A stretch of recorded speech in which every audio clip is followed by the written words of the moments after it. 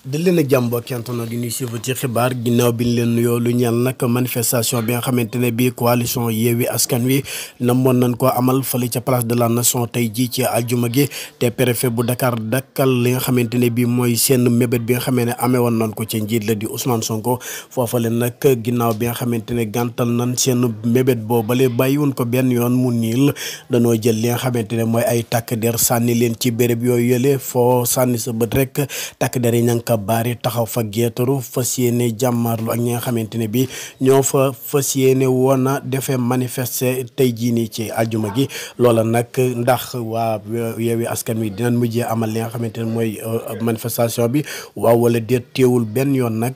ñi nga xamante ne bi ñooy takk der yi ñoom taxaw nan fa ba fees fa dell foo sànni sa bët rek ñoom ñii ngay dal di jàkkaarloo ñu baare mbedd yi taxaw ci li nga xamante ne bi mooy tëli bi baari fépp képp koo xamante ne bi da ngay jaar mbala ngay dikk dinaan xam ba xam yow ci manifestant yi nga ci nga bokk wala bokkoo ci lu ci manti am nag li ci kanam réew li gët des na ci xam dara ndax xam gaa yi dina ñëw wala du ñëw ci kanam lay doon incha allah.